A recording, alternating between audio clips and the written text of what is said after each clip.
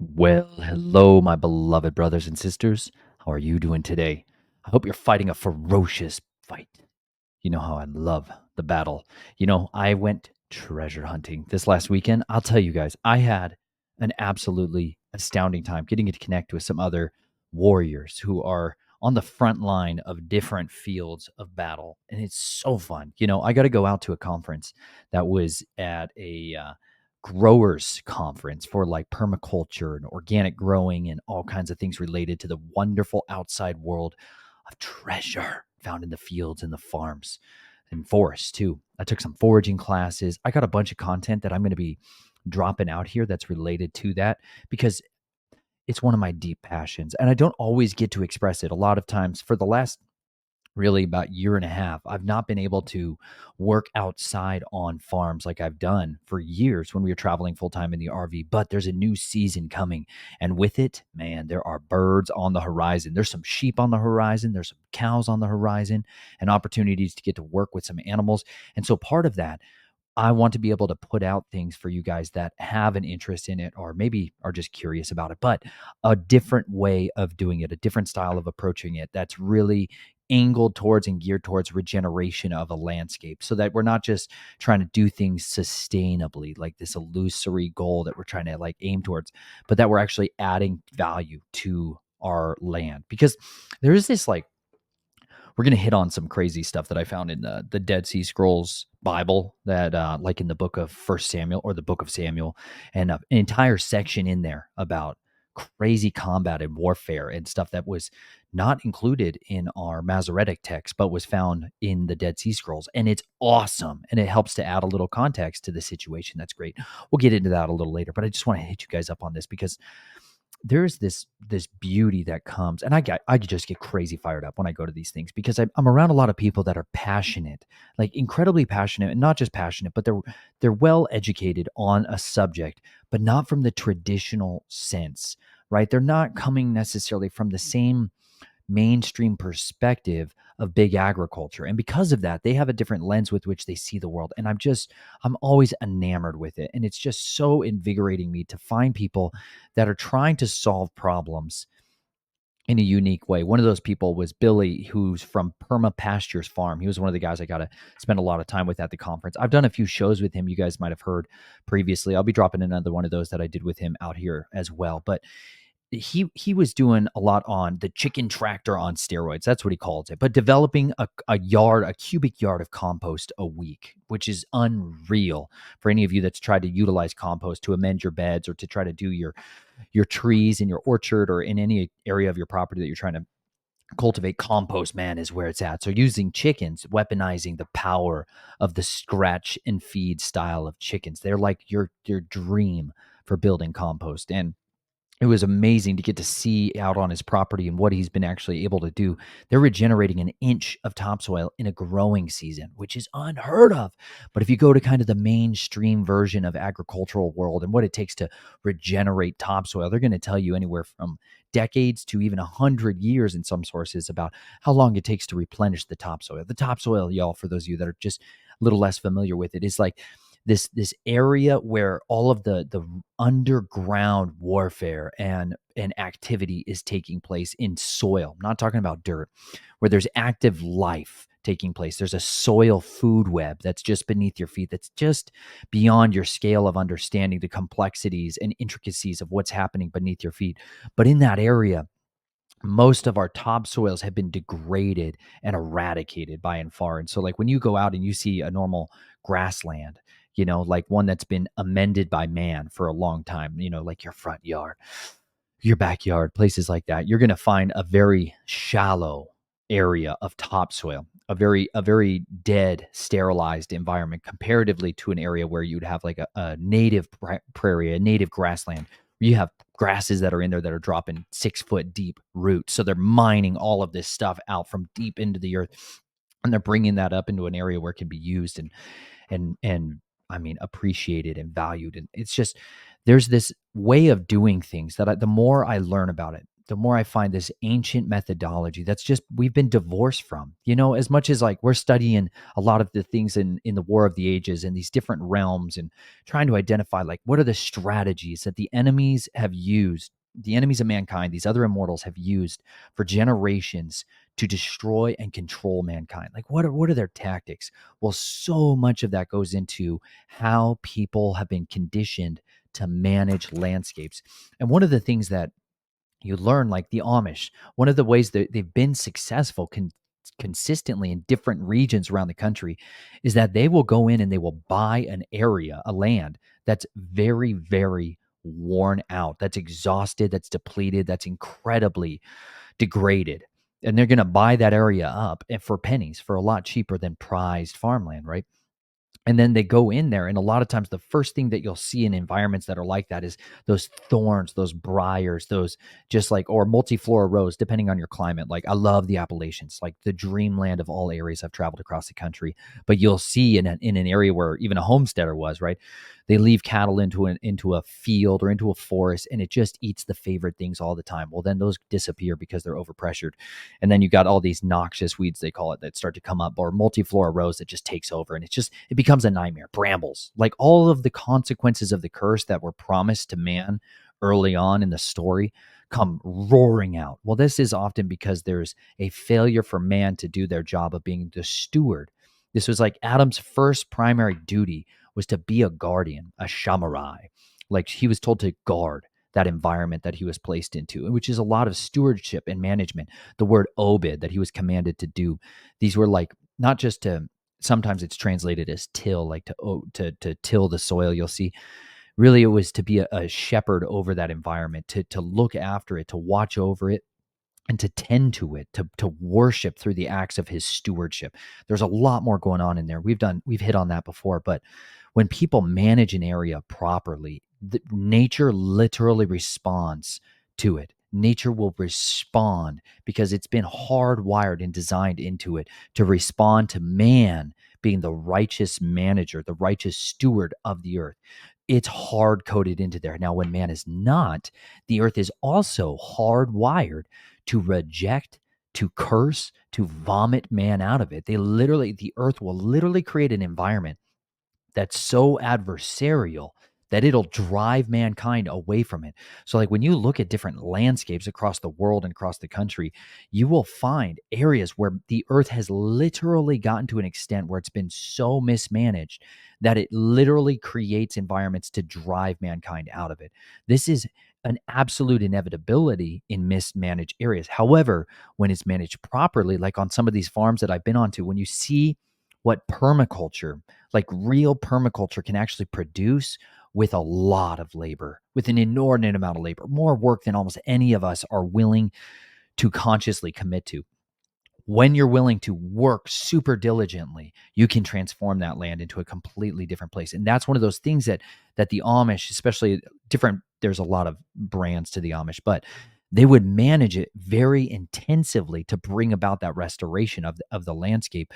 And a lot of times what they send in first is pigs, like they send in pigs initially onto a land so that they can clear out and root up a lot of those unmentionable nightmares that are just right in there. And they're made to do that. That's one of their primary like hard wirings in their body physiology, is to root up and churn up the soil to get down to all of those roots of like green briars and these thistles that are just like brutal to get out of the ground.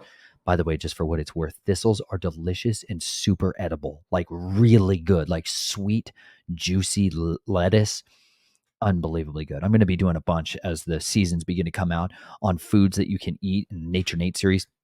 We're going to do a lot more intensive kind of homeschooling episodes for you guys out there so you can get to know these things that we call weeds, and we can also use them for our benefit. But the pigs are very, very effective at helping to first knock back a lot of that wave of it. And so then a lot of times they take that pig, they sell that off, and then they'll bring in cattle, followed with sheep, followed with turkeys, followed with chickens. And you rotate those animals through, and they all work symbiotically instead of overpressuring a single area of land.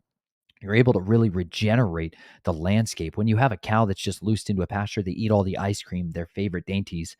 But instead, if you move them off quickly, it's fine. It gives the plants a chance to reset, And if you bring in sheep, they're going to eat different things than what the cows eat. All of them are pooping and peeing all over the place, and they're just having a fantastic time while they do it. And so, because of this, you're depositing high quantities of wonderful bioavailable nitrogen into the soil, amongst many other things.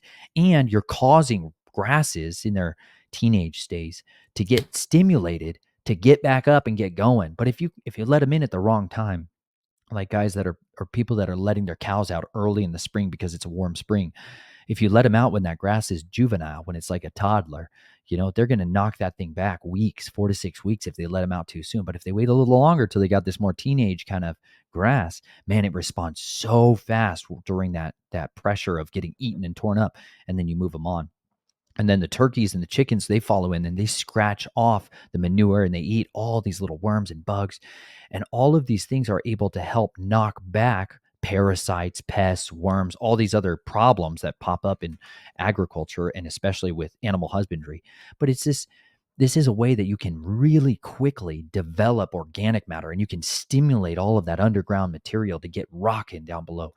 And every time I go to these conferences, anytime I get to interact with people that are on the front line that are doing this, it just inspires me like crazy, because it reminds me that there's this beautiful promise towards walking in the ways of our creator. Like, he responds to it. He literally says, if men give their daughters to whoredom, the earth itself literally rejects and fights against us. Like, let me just share this verse with you.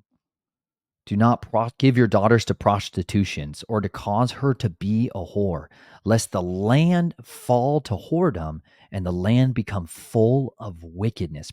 Leviticus 19:29. When you turn your daughters over to it, the earth literally responds by turning towards wickedness. And does that seem like something you can see in our landscape today? Does that not, when you look around at our environment, does it not shock you to see that the scripture was prophesying to us something in the Torah, the loving instructions of Yahuwah? If fathers turn their daughters over to the system and they become drunk with it and they become prostitutes in that kingdom, the earth will respond with it. And this is something that I see everywhere I go, whether we're looking at something like the invisible rainbow and we're dealing with what happens with electromagnetic radiation and how that impacts our bodies. Well, there's a whole section on there that I'd love to be able to do with you guys on dealing with how it affects our soil life and how man's stewardship or misstewardship of using this technology has caused this degradation to our soil. So much of the reason the earth's not responding in different areas is because it's being blasted and it's causing this acidification to the soil. It's sterilizing the earth. And so, but as we learn these things and as we begin to apply the principles from it, we can grow in wisdom. Like it says in Proverbs 10, I love this. I know you guys, those of you that are journeying on with the reading a chapter of Proverbs a day, in Proverbs 10, it had this beautiful thing. It says, the wise treasure up knowledge, but the mouth of a fool is near ruin. Wisdom is found on the lips of him who has understanding, but a rod is for the back of him who lacks heart. See, that wise treasure up knowledge. And this is something that I got to see. Like, there was a guy who was doing a talk on growing tropical perennials annually up here in an environment where they're not necessarily made to. Okay, there's lots of food crops that are grown in the tropics that are grown perennially, like sweet potatoes. Y'all are familiar with sweet potatoes. That's a tropical crop. Down in the tropics where it doesn't have a frost time, where it never frosts off, you can plant sweet potatoes and they will put out those things we call them slips, right? Those little leaves. Well, then when they hit down into the ground, they will root out again and they'll produce another sweet potato, and they'll continue to imitate this process indefinitely. And so sweet potatoes elsewhere are grown and harvested kind of continually. You can continually operate that crop. There's never a season where it frosts and dies off. So that's one that we're all familiar with. But then there was other ones that they're trying to take and adapt, whether it's turmeric, that's becoming much more common, something they're trying to grow up here, where you just grow it annually, meaning you plant it once, you harvest it once, and then you store it and plant it for the next season. Moringa is another one. Echo down in Southern Florida has a lot of amazing research on that. But this guy was also just experimenting with how can we grow these other ones like taro. Taro is one that seems to be very capable of being grown here, even actually technically being grown as a perennial. You can leave it; it'll overwinter if it's not, too cold, like too sub-zero. You know what I'm saying? But it was just a fascinating class to get to see how people are trying to find ways of growing food That's beyond just the normal ones that we see every single day. Like of all, there's 6,000 varieties of edible plants, 6,000 of them. And yet man basically eats two-thirds of all our diet of the things we actually eat come from 9 crops. 9. And so, like, this lack of diversity is one of the preeminent problems that happens why we have pests and disease. Like, instead of those of you that are wanting to grow tomatoes, instead of growing 2 or 3 varieties, grow 10 or 12, grow 20 or 30, and you'll see the difference. Like, that was one of the things that down on that farm in Florida that he was so gifted at, was trying so many different varieties to see what actually wants to be there, what's successful there, what's resistant to the diseases, the heats, the pressures of that environment. Really brilliant what can happen when you do that. And it's colorful. I did another class that was on incorporating children into your farm and like how to utilize that. And just one of the little pearls that she dropped in there was about using different colored varieties of plants when you grow up, because children love these colors, especially at different ages and developments. Their ability to observe things, they're never going to see almost ever a purple potato. But then when they suddenly see that, it's just totally different. Or when they see rainbow chard, when they see beets that are like bullseye beets that have all these different kind of rings, colors coming off of them. These are things that just can help to open their mind to understand the intimacy of our creator in producing beauty and wonder. Instead of growing elephant ear, which are these gigantic leaves, beautiful, incredible leaves, but the root of it is technically kind of part of that taro family. It's just not really eatable. It's edible, but it's not eatable. But you can plant taro instead, and you can eat the heck out of that thing and its gigantic, big, huge elephant ear leaves. Like there's ways of diversifying your landscape to make it incorporate life and to get man and woman back into that hunger for the garden. The garden is where it all went bad.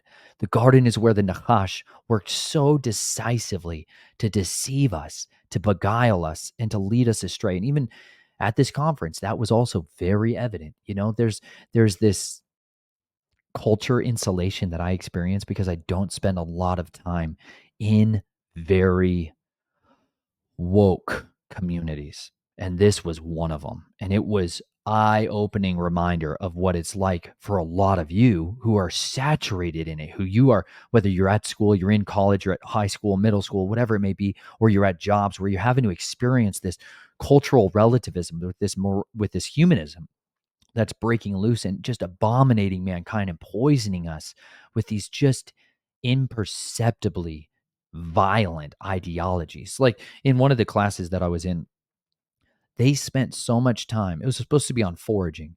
And instead of being on foraging, it was on philosophy and it was on social equity and it was on all of these topics about where is the line. And I could hear from the class how many of the students, and they weren't even, these aren't college students, they were of all kinds of ages, but how many of them lacked understanding. Like they lacked a basic boundary. They kept asking questions that were like, where do you find the line? Where do you delineate between these things? And I realized how sad it was because they've if you remove the guidelines of what the scripture provides to people, like we've talked about with morality, at like moral relativity, to where morality is established based off of people's individualized ideas. You go back to the days of Judges, where every man does what is right in their own eyes, and there's no king over Israel. When there's no real king, when there's no sovereign over your life, and who gives you the instructions, who gives you his word on how to live your life, there's no guidelines. There's no guardrails. And this is like a serious issue. If you drive around all day long, one of the things you never take for granted, you never even think about or consider, is those guardrails you see all over our highways, all over our little roads and counties.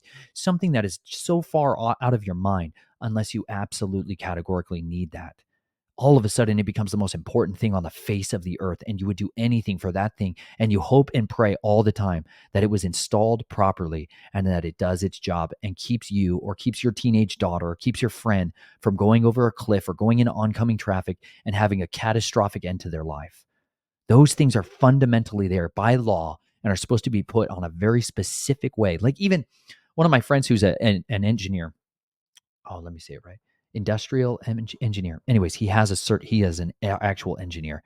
He always brings up to me when we are driving around just the quantity. I thought, and every state's different, but the amount of thousands of laws that are put in the books just to enforce how a road is built. Every state has different requirements, but every one of them has a stack of guidelines that is like you have to follow if you're somebody who's going to build the road. And if you don't, there are consequences. And so this creates uniformity and consistency, and it also creates safety. But when you suddenly remove all of that and everybody just does whatever they think is right, you end up with very dangerous environments. This is one of those things like in the invisible rainbow and dealing with why people have so much problems in certain houses, certain apartments or places they move into. A lot of it is because their house is not properly grounded. That can be fundamentally one of the major problems most people are experiencing, because people will ground a house with rebar, which is iron, and they'll put it in concrete. And what's going to happen is iron is going to oxidize and it's going to rust and it's going to decrease in its conductivity to a place where your house is no longer actually grounded. And that's catastrophically bad for how much poison, noxious electromagnetic radiation that's just pummeling you. Those guidelines, when you start ripping them out, you start taking them out of people's lives, their lives start blowing up. And it may not happen all at once, but it's coming. And you know what? This is what I've consistently seen with the alterations to people's idea of using the scriptures as their guiding force, as the guardrails with which they use to keep them from turning to the right or to the left, from falling into the broad way of destruction, because that's exactly what people are inevitably led to. That's what's their future. It's a guarantee. And what we're trying to reiterate, what I'm trying to always bring people back to, is understanding the deceptions of what took place in the garden, the introduction of this: you can be as gods, you can be like the Elohim. That idea, that idea inserted into the minds of man and the hearts of man has what created, that seed has germinated to this absolute ideology that has led mankind astray ever since. That those words of the Nahash were so effective, they gouged out the eyes of men. They've left us blind and wayward to such an impossibly brutal degree that now mankind is seeking through this religion of evolution, this form of evolution. Please understand, the origins of evolution come from these mystery religions. It's like a doctrine of Freemasonry that was called becoming, where you're going from a low state of man, like this horrible base state, until you evolve towards godhood. That whole ideology and that doctrine that was formalized with Charles Darwin came from his grandfather, Erasmus Darwin, who was a 33rd degree Freemason, a Luciferian, somebody who had embraced and drank from the cup of the skull and indoctrinated himself with Lucifer as Godhead. He placed Lucifer over and preeminent in his pantheon of gods. He placed him at the forefront. This is where those doctrines came from, to where we're living in a time where we're seeing the fruits of everything of that idea, to where social Darwinism has eradicated people's idea of intimacy of life, the value of life, to where we can degrade life and we can adopt something like eugenics, and we can start to allow governments and agencies to control the population of mankind. These are those doctrines that have so effectively been germinating and cultivating to now we're looking at this massive tree of knowledge of good and evil that mankind ate from. And you know what? As long as we continue to allow that to be the place where we go get our food, that's where we go get our religion, that's where we go get our ideologies, that's where we go get everything. As long as we are still dependent on that system, the difficulty is we are likely to fall prey to its very snares. We're likely to be eating from the same tree, even if we don't want to, even if we desire not to. And you know what? There's this story here. Let's go over to, I want to read this to you guys.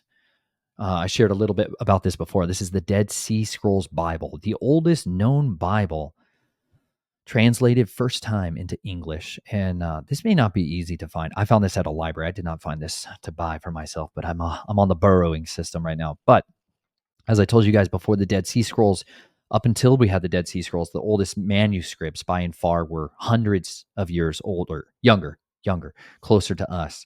The Dead Sea Scrolls open up this incredible treasure chest of being able to identify, hey, Can we check textual variants? Is there differences between texts of what we have today and ones that have been used before?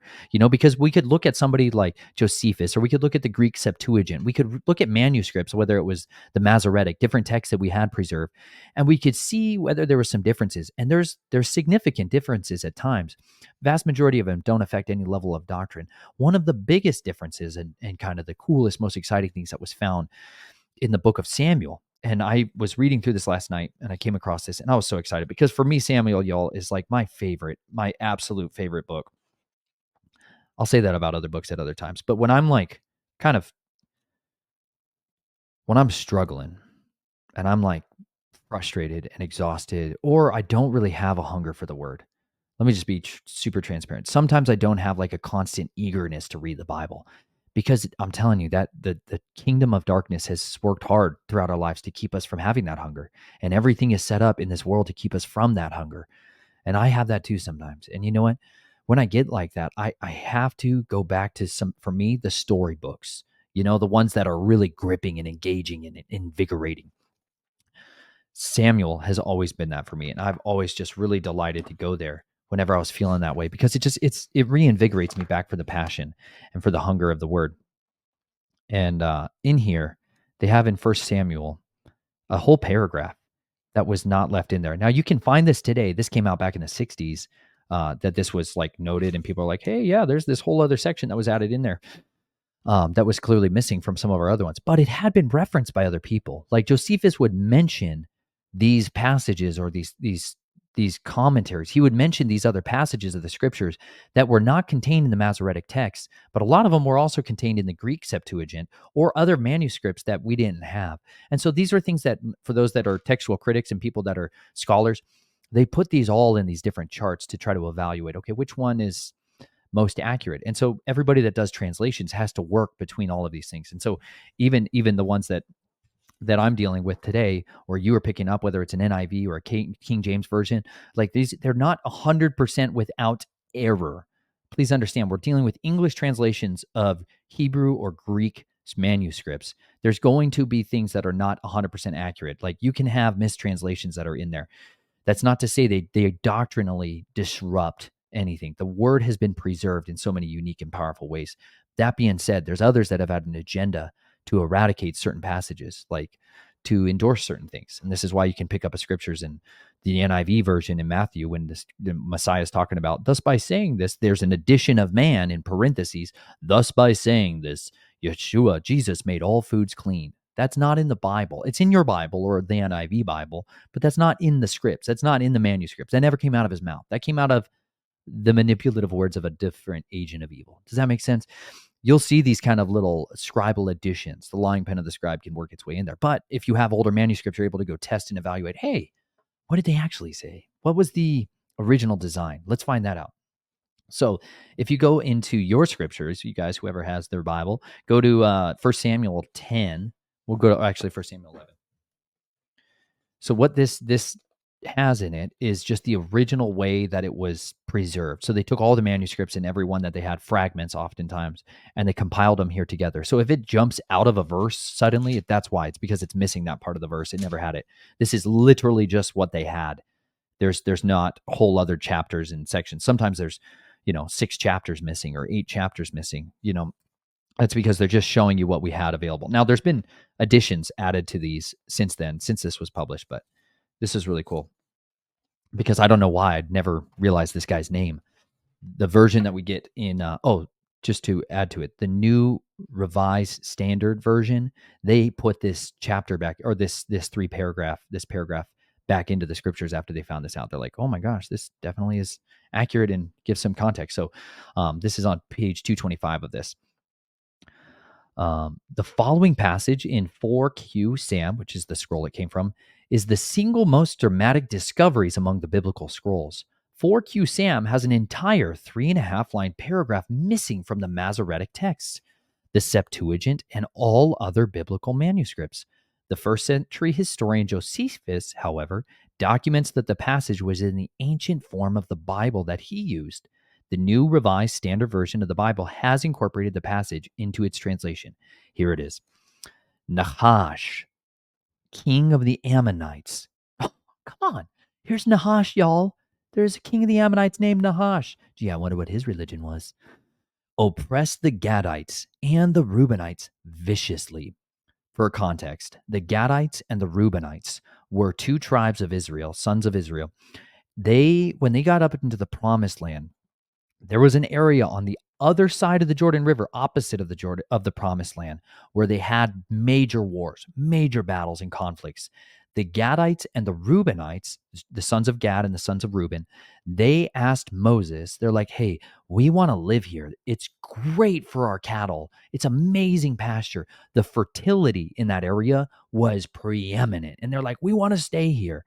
And Moses is like, heck no, because when you stay here, all your brothers are going to go to the other side of the Jordan. They're going to have to do all these fighting, and you're just going to sit over here and you're going to live in your little houses and you're going to avoid the fighting and the conflict and you're going to leave them to themselves. And they were like, no, we'll swear a covenant before you and before Yahweh that we will not come and live in our land until we've helped our brothers fight their battles, fight their wars, to purge the Ammonites, to purge the Zamzummim and the all of the bad ites out of the land, the Canaanites, the Perizzites, all these people. He's like, I want you to help purge them out. So Moses agreed that they could stay on the other side of the Jordan as part of their allotted inheritance.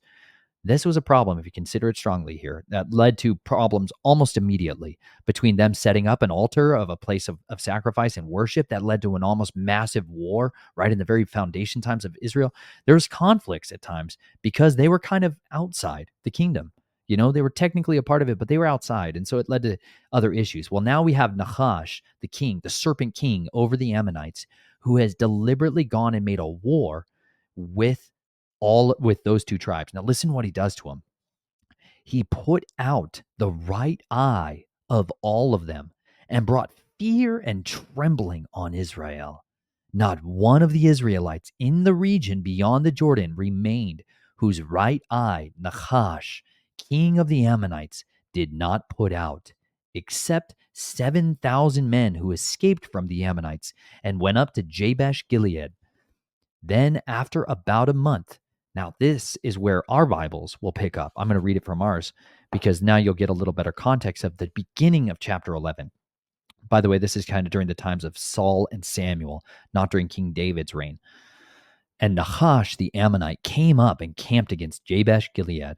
And all the men of Jabesh said to Nahash, make a covenant with us, and we shall serve you. Then Nahash the Ammonite answered them, for this I make a covenant with you, that I dig out all your right eyes, and I shall bring reproach on all Yisrael. And the elders of Jabesh said to him, leave us alone for 7 days, so that we send messengers to all the borders of Yisrael. Then, if there is no one to save us, we shall come to you. So understand something here. This gives way better context to this story because otherwise, when you're just reading along in here, there's no real understanding of suddenly why is this king just threatening to put out the eyes of Jabesh Gilead guides.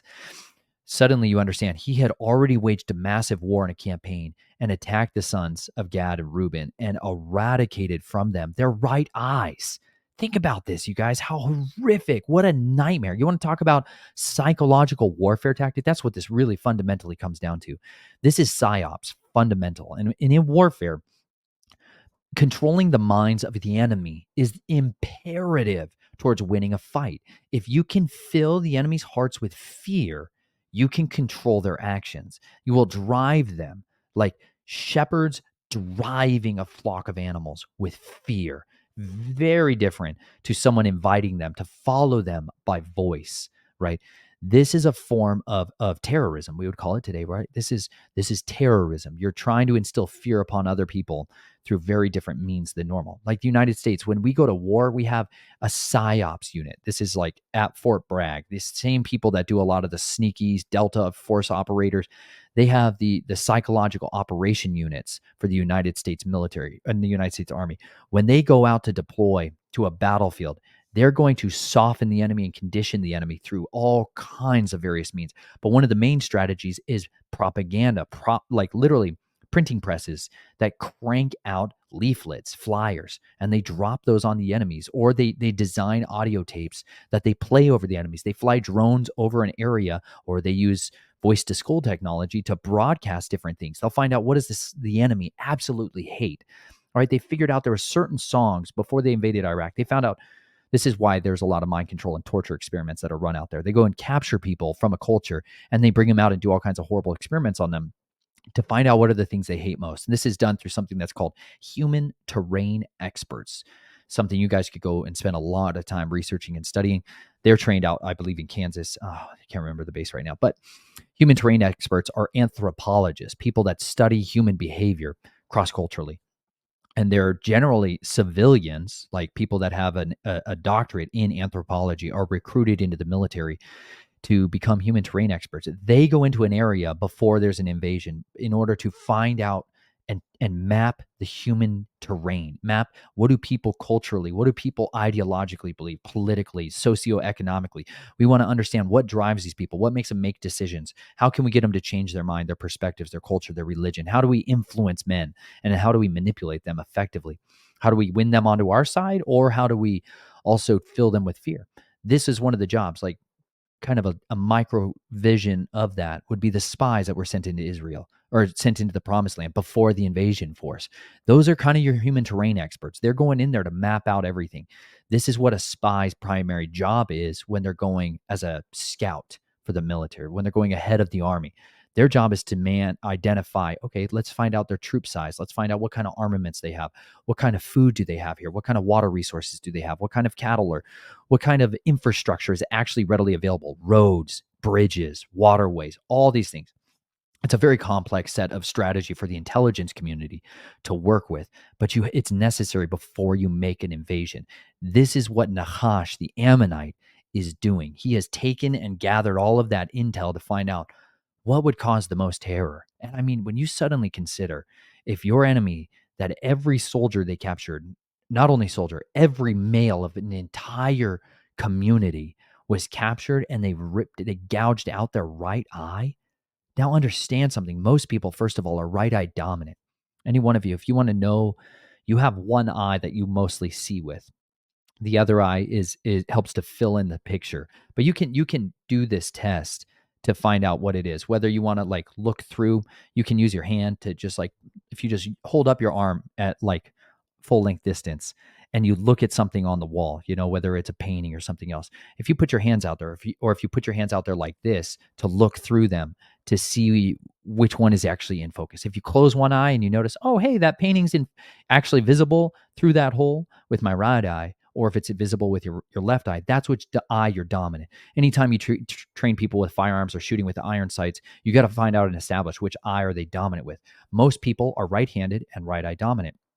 Not everyone though. Like I'm right-handed, but I'm left eye dominant. So I shoot better left-handed, I'm much better out of my left eye. I'm much more accurate shooting out with my left hand because that aligns the sights more readily. So these are little things that you need to know. But if you start taking everybody's right eye out, you're starting to take away people that are like archers, anybody that's slinging stones, people that need depth perception, which all of us do all the time.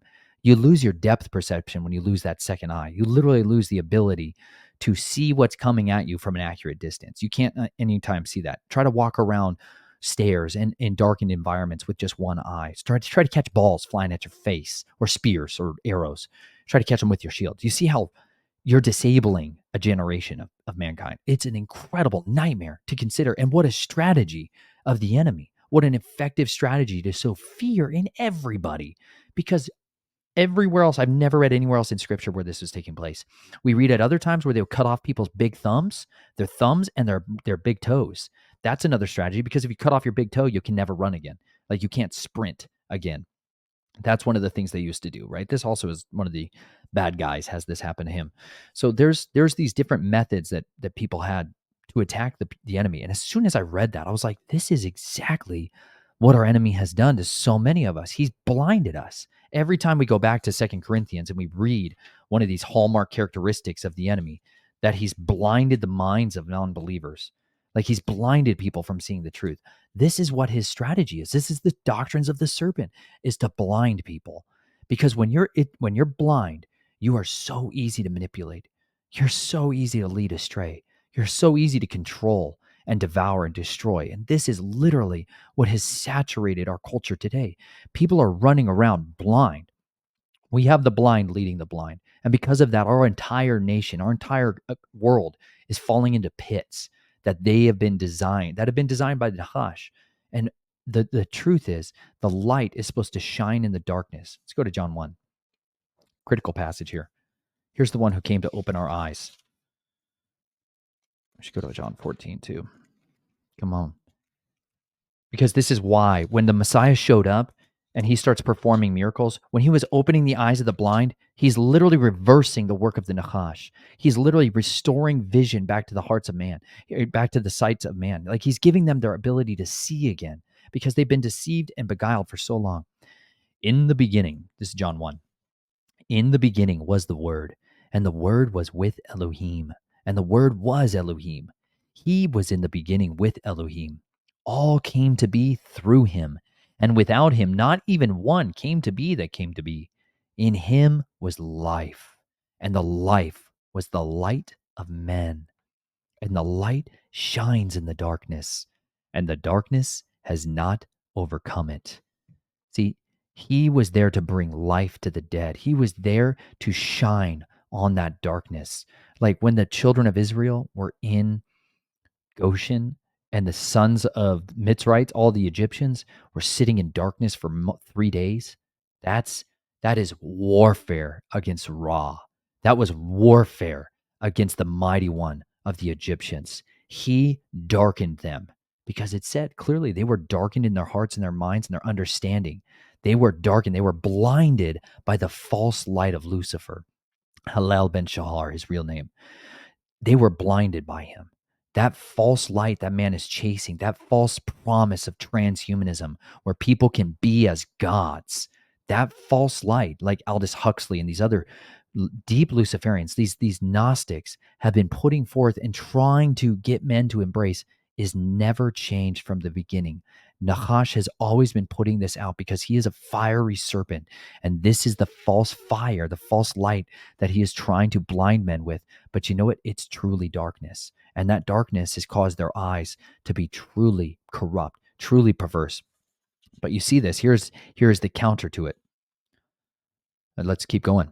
There was a man sent from Elohim whose name was Yochanan. This one came for a witness to bear witness of that light, that all might believe through him. He was not that light, but that he might bear witness of that light. He was the true light which enlightens every man coming into the world. He was in the world, and the world came to be through him, and the world did not know him. He came to his own, and his own did not receive him. But as many as received him, to them he gave the authority to become children of Elohim, to those believing in his name, who were born not of blood, nor of the desire of the flesh, nor of the desire of man, but of Elohim. And the Word became flesh and pitched his tent among us. And we saw his esteem as the esteem of an only brought forth of a father, complete in favor and truth. This is so beautiful, you guys. This word that became flesh and pitched his dwelling among us, this was the light of men that had finally come to show us how to live in righteousness. His righteous works literally became the things that set us free. Back in Proverbs 10, it said it beautifully.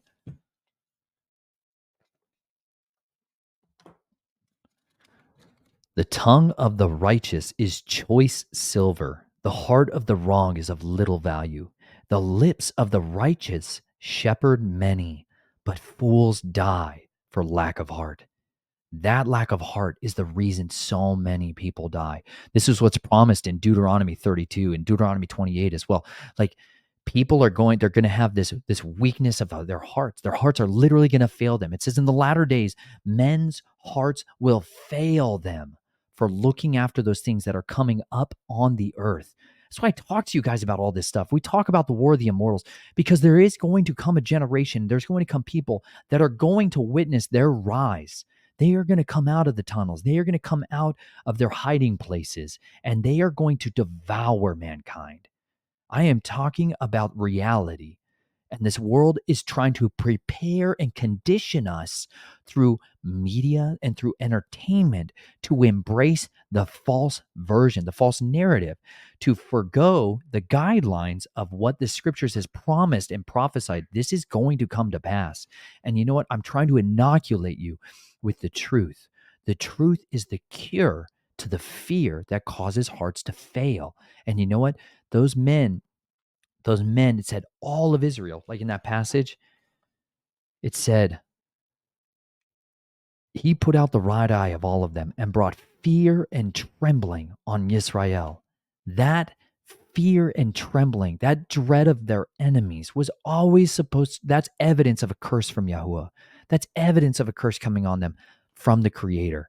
But the otherwise, when you're walking in the favor of Yahuwah, he puts the fear and the dread of you on your enemies. He's the one who does that. No one is more effective at human terrain mapping than the Ruach HaKodesh, than Yahuwah Elohim Sevaoth, the Lord of hosts. No one's more effective at knowing the terrain of mankind. He knows the hearts of men, all of them. He doesn't need to look at anyone's intelligence packet. He doesn't need to put together any of this information. He already knows it. And so because of that, he can instantly put a thought of dread in the enemy overnight. There were times like when Jacob was trying to run back to his family, to go back to his father Isaac, and he is fleeing with all of his family.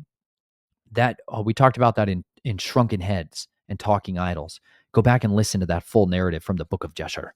The book of Jasher. I read, this is my favorite one to read from, Genesis and the extra biblical, biblically endorsed extra biblical text. This is by Rob Skiba, Kingsgate Media. We read a lot of that because his father-in-law, Laban, was coming for him. He was literally coming. He wanted to kill Jacob and take all his stuff. Okay, he hated, he was furious. He consulted with his teraphim, the shrunken heads of a firstborn son, that talked to him by the power of the stars, the power of the celestial immortals. And he told him where he went. And then he chased him down to go kill him. And then that night, in the dream, Yahuwah sent warning to him. Don't you speak even an evil word against him. That's putting the dread on him. That's something that the true master of masters is capable of doing. That's the power of Yahuwah that we so easily forget. That, you know what? The enemy's kingdom is massive. It's so powerful. It's so radically intelligent, and it's so evil. But you must understand, Yahuwah can literally cause the dread of us to be on our enemies in a moment. He can turn the tide of that. And you know what? You get to see that. This is why the enemy was terrified when Yeshua showed up. This is why the enemy's terrified when sons and daughters of righteousness stand up from amidst the congregation, because he understands courage is contagious. It's far more contagious than fear when Yahuwah Elohim is behind it. Let's go back to the rest of the story. Let's hear how the tides turn for the Israelites. This is chapter 11, verse 5. And look, and the messengers, or verse 4, and the messengers came to Geba of Shaul and spoke the words in the hearing of the people. And all the people lifted up their voices and wept. And look, Shaul was coming behind the herd from the field. So here's Saul being a shepherd. That's King Saul is now a shepherd. And Shaul said, why are the people weeping? And they related to him the words of the men of Yabesh. So now understand, now not only, this is the last surviving remnant that fled away from the sons of Gad and Reuben. And they have sent their messengers begging them to help because they're surrounded by an army that's going to come and gouge out all their eyes. And the spirit of Elohim came upon Shaul mightily as he heard these words, and his displeasure burned greatly. And he took a yoke of cattle and cut them in pieces and sent them throughout all the border of Israel by the hands of the messenger, saying, whoever does not go out with Shaul and Shemuel to battle, let this be done to his cattle. And the fear of Yahuwah fell on the people, and they came out as one man. That's unity. The fear of Yahuwah unites the heart. Psalm 86. Memory lifetime verse for me. Let's just read it. Oh, this is why the fear of Yahuwah is a weapon. It's the most powerful weapon it is, because it frees you from all of the shattering and the scattering of your soul and your heart. It reunites you. It unifies you personally, individually, and the sons and daughters of righteousness collectively. Psalm 86. Incline your ear, O Yahuwah. Answer me, for I am poor and needy. Guard my being, for I am lovingly committed. You are my Elohim. Save your servant who is trusting in you. Show favor to me, O Yahuwah, for I cry to you all day long. Bring joy to the being of your servant, for to you, O Yahuwah, I lift up my being. For you, Yahuwah, are good and ready to forgive, and great in loving commitment to all those who call upon you. Give ear, O Yahuwah, to my prayer, and listen to the voice of my pleadings. In the day of my distress, I call upon you, for you answer me. There is none like you among the mighty ones, O Yahuwah. You and like your works, there are none. Hear that? There is none like Yahuwah among all the immortals. Let all the nations you have made come and bow themselves before you, O Yahuwah, and give esteem to your name. For you are great and are doing wonders. You are Elohim, you alone. Teach me your way, O Yahuwah. Let me walk in your truth. Unite my heart to fear your name. I praise you, O Yahuwah, my Elohim, with all my heart, and I esteem your name forever. For your loving commitment is great towards me, and you have delivered my being from the depths of Sheol. O Elohim, the proud have risen against me, and a band of dreaded men have sought my life, and have not set you before them. But you, O Yahuwah, are a compassionate El, and showing favor, patient and great in loving commitment and truth. Turn to me and show favor to me. Give your strength to your servant and save the son of your female servant. Show me a sign for good and let those hating me see it and be ashamed. For you, Yahuwah, have helped me and comforted me. It's perfect words. He says, unite my heart to fear your name. When the people of Israel gathered as one man, that's one of those passages or phrases. Anytime you hear that in the scriptures, man, zoom in, pay attention. That's one of those things. Whenever I hear that, I'm like, how? Like, how can we get back there? How do we, as the body of the Messiah, get back to that type of unity? How do we get back to that type of consistency? And I really am adamantly convinced it cannot happen unless we have the fear of Yahuwah. Like, we have so much fear of each other, fear of man, fear of what other people think of us, fear of failure, fear of loss, fear of not having enough. We have so many other fears that have been put onto us for so long that we lack the ability to be united because fear is impregnated our hearts. And that's what germinates when we get around other people. But you know what? There's these beautiful stories and these beautiful moments when you'll see, this breath of fresh air where they're like, the people were united. And look what they get done. Check this out.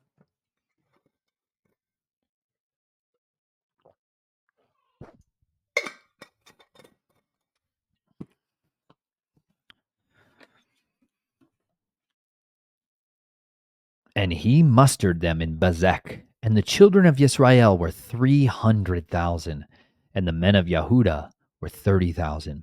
And they said to the messengers who came, say this to the men of Jabesh Gilead, tomorrow by the time the sun is hot, you shall have help. Then the messengers came and informed the men of Jabesh, and they rejoiced. So the men of Jabesh said, tomorrow we come out to you, and you shall do to us whatever seems good to you.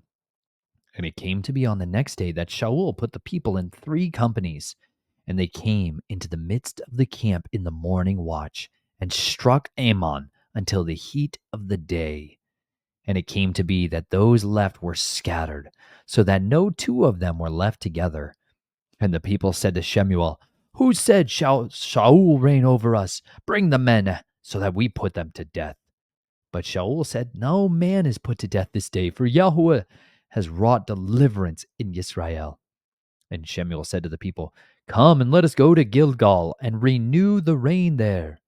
And all the people went to Gilgal, and there they set up Shaul to reign before Yahuwah in Gilgal. And there they slaughtered slaughterings of peace offerings before Yahuwah. And there Shaul rejoiced, and all the men of Israel very greatly. See, understand something. Before this moment, though he had been anointed, chosen to be king over Israel, the people had kind of not agreed. The people had not really set it in motion. That's why it says he went back to his house. Like he goes back to being a shepherd and then he comes back out. But this is a moment where they got to see the power of unity. And you know what? Yahuwah delivered them from the Nahash. The fear of Yahuwah is the inoculant. It is truly the cure towards the fear of the dragon. It's towards the fear of these immortals. And it's the thing, it is the weapon that the remnant must possess in order to be effective in these end days. We must have intrinsically a fear of our creator. And understand, some of you hear that and it just makes you cringe. You cringe at the idea that we're supposed to fear him. Reverence is another way of saying it, right? But there's a principle that's needed in there because you respect those that you fear. You do. Like, this is why it's effective in training up a child. If there's no reverence for you, if there's no respect for you, they don't hearken to your voice, they don't obey you. But this is why there's discipline. This is why there's instruction and correction. This is a time of training up a child in the ways of life, in the ways of Yahuwah, so that at their end they don't depart from it. But if you forsake that, if you shake your fist at the Almighty and you cast off him as some old man's religion, as some idea that's not relevant anymore, the fruit of it is a bunch of spoiled brats, a bunch of children that are running around that have no idea of who they are. And that's fundamentally what I saw. I saw a lot of people this last weekend that literally didn't know who they were. They didn't know the basis of their identity at all. They didn't know the basis of their identity. And you know what? That's tragedy.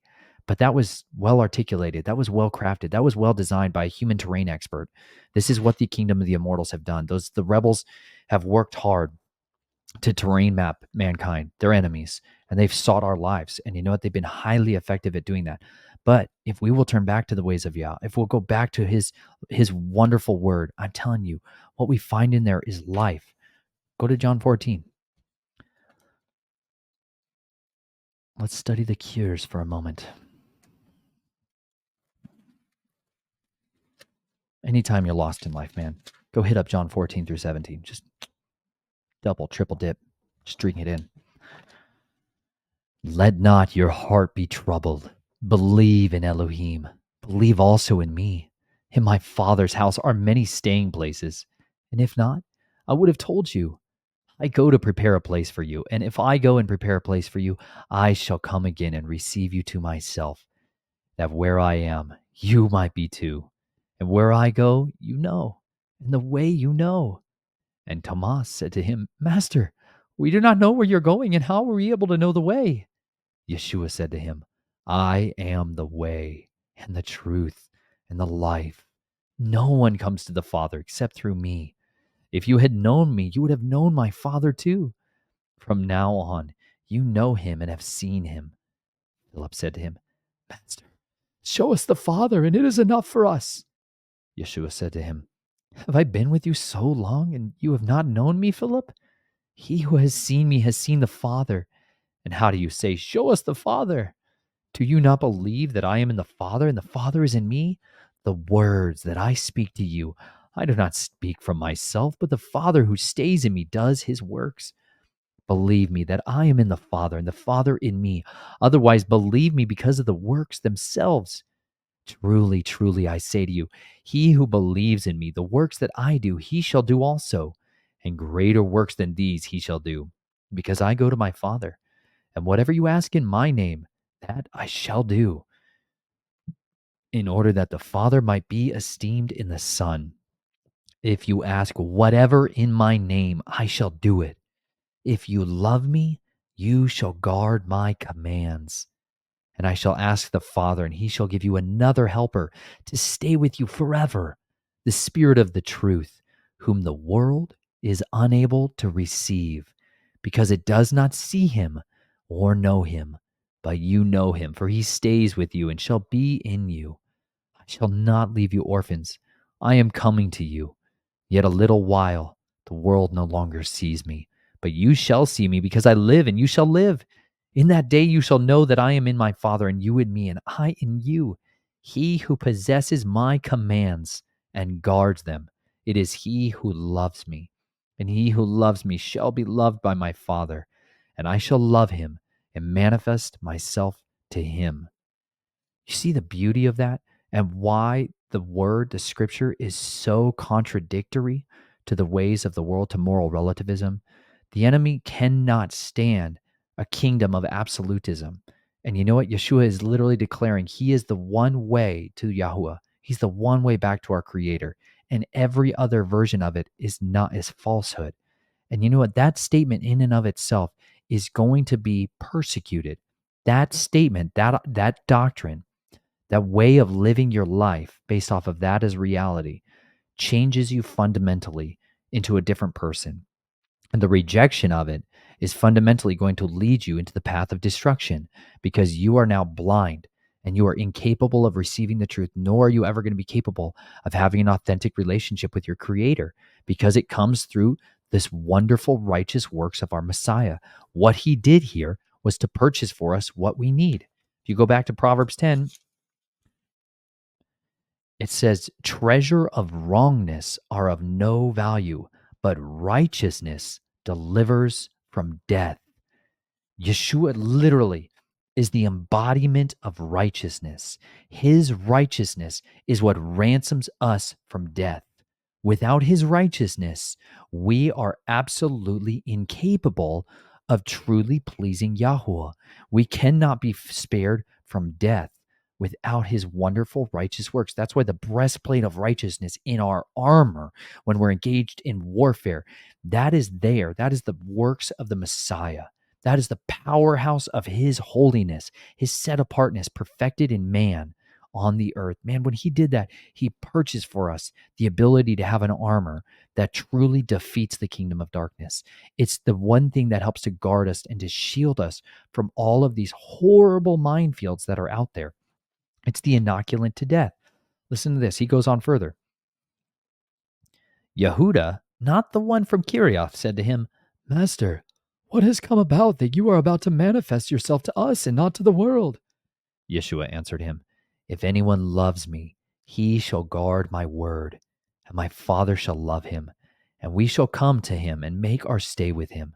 He who does not love me does not guard my words, and the words which you hear is not mine, but of the Father who sent me.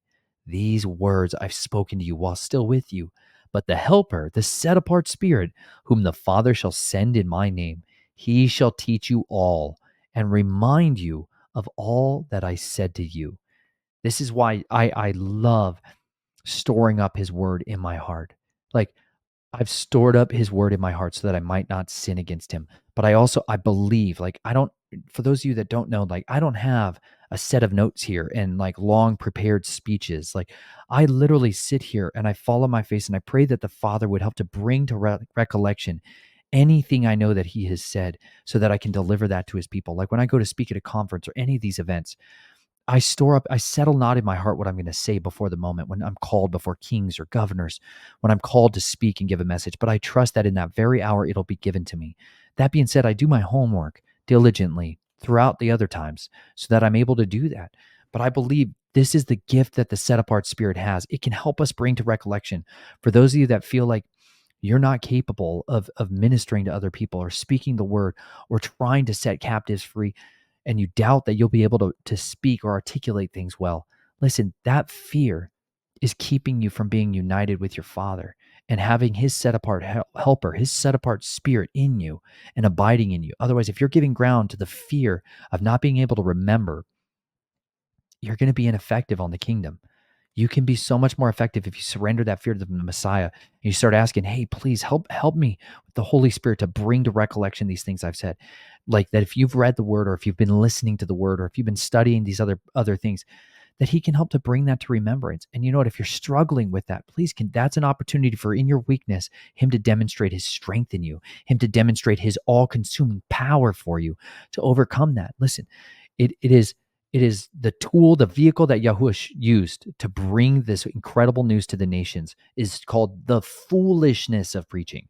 Like the type of thing I do here, you guys, is foolishness to the world. To the Greek, it says it's foolishness. To the Jew, right, is a stumbling block.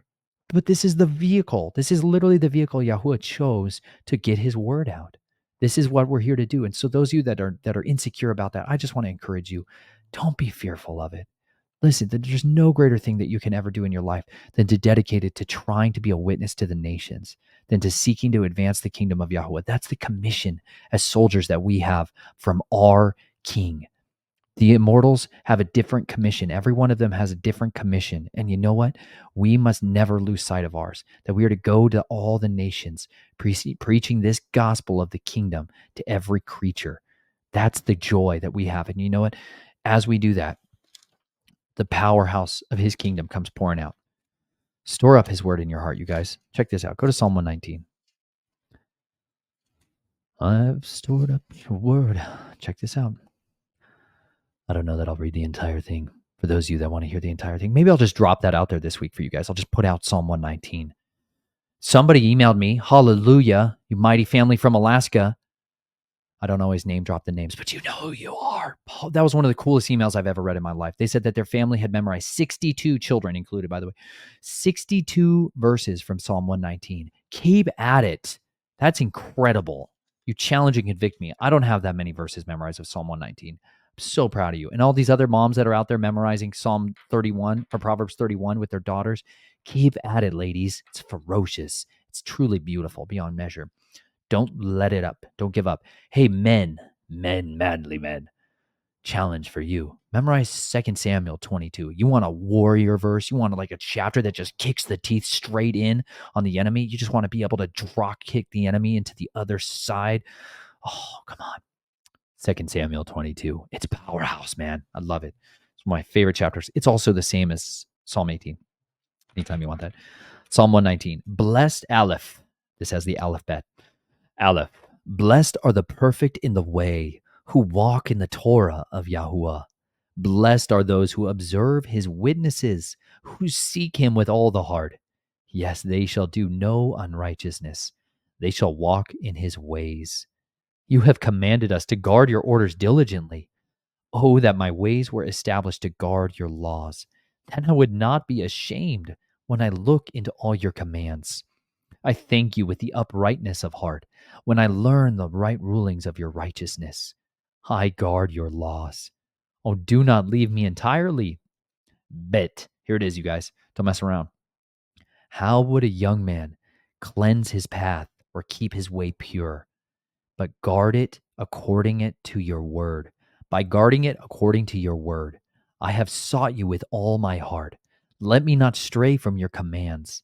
I've treasured up your word in my heart, that I might not sin against you. Blessed are you, O Yahuwah. Teach me your ways, teach me your laws. With my lips I have recounted all the right rulings of your mouth. I have rejoiced in the way of your witnesses as over all riches. I meditate on your orders and regard your ways. I delight myself in your laws. I do not forget your word. You see, this David is literally trying to tell us, he's trying to sit here with us like a father who loves you and cares about you would sit you down and have a talk with you and try to impart to you their wisdom. Like some of us, man, some of us have had to sit down next to our children thinking this may be the last conversations you ever have with them. Some of you men out there have had to literally sit down with your daughters or your sons or your friends, and you've had to try to share with them the last words you're ever going to speak to them because you're about to go put yourself in harm's way and you may never come home. You want to talk about the most dangerous job? People glorify in our society police officers and soldiers as like heroes, right? The highest death rates in a job, you guys, are tree assassins, arborists. You want to talk about the most dangerous job? When a guy goes and climbs a tree for a living and prunes those things and he collectively fights giants every single day. That's the most dangerous job there is. More of them die doing their job than soldiers all the time. That might change during the course of a world war, but otherwise it's an absolute reality. You know, fishermen too, people in the North Sea just fighting for their lives. These are dangerous positions, and you know what? Some of those men have to sit down every day or during those moments and be able to try to impart to their family, impart to their children their words of wisdom, words to live by in case I never get to talk to you again. For me,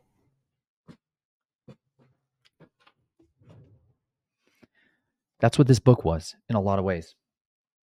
Back then I had one child, Naomi. I had one child, and I knew I was writing a book that I believed was likely going to cost me my life. I believed when I sat down to write these words that it was very likely that I would die for writing them and die for publishing them if I even made it to that. It was a very, very different time in my life where I lived with an absolute reality that I may not survive. And you know what? I wrote a chapter in here. It's called A Letter to My Daughter.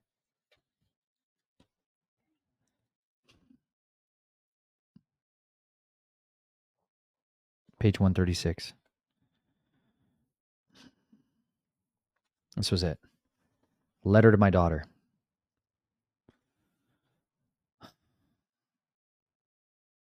On the day after Naomi's birth, I wrote her a letter for when she is older and ready to understand the battles fought for her. I wrote her the story of what had transpired since she'd been conceived. I told her of the war which had waged over her before she'd taken her first breath. The things I wrote to her shine light on the darkness of my family's past, the reason she is so important, and the power of free will. It is a letter I pray many fathers, mothers, brothers, sisters would someday write to their family members. These are the letters which speak the secrets, those hidden horrors that are forbidden to say. Letters which will empower our children, equipping our sons, daughters, nieces, and nephews with the courage to face down their monsters and find strength in our weakness. For those who surrender their lives to our true Father, Yahweh, his name is a strong tower that the righteous can run to and be saved. I was not an upright man the day I ran to his tower and called upon his name. I was a man whose hands had shed so much blood. Blackmail and brutality were the currency of my past. I was a man who had lied, stolen, manipulated, coerced, cursed, and coveted. The murderer's hammer was in my hand, and the bodies had piled so high. If ever there was a man who deserved the executioner's chair, it was I. I felt the weight of a survivor's guilt for the killings committed in front of me that I could not stop.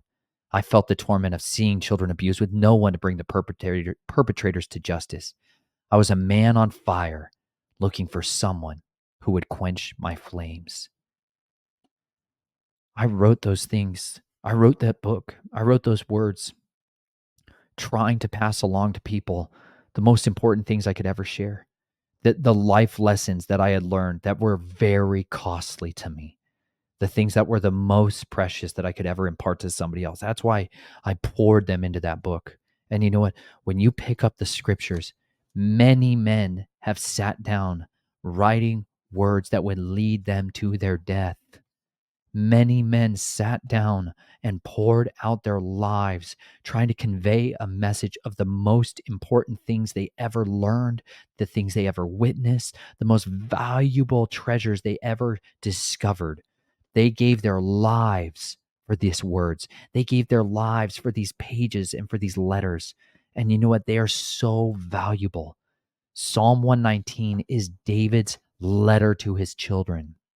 It's the most important psalm. It's the preeminent focal point of David's entire synopsis of his life. And so when you sit down and you read it and you chew on it and you think about it, it is literally altering the course of your life. It's so powerful and so profound. And that's why I'm trying to encourage people to study these words, to study the words of David, because he had the heart of the Father in him. He had come to an intimacy with the Father that was so profound and so powerful. And you know what? So much of that came when he was being persecuted, when he was being hunted and reviled and mocked and treated terribly. That's when so many of these lessons were learned for him. For those of you that are in those experiences today, for those of you that are being persecuted by your mothers and your fathers, your friends, your family members, listen, understand that that season of time is precious. Don't squander it. Don't waste it. If they persecuted the master, they're going to persecute you. It's nothing different. It's a guarantee. It's an absolute promise. Let's go back over to John.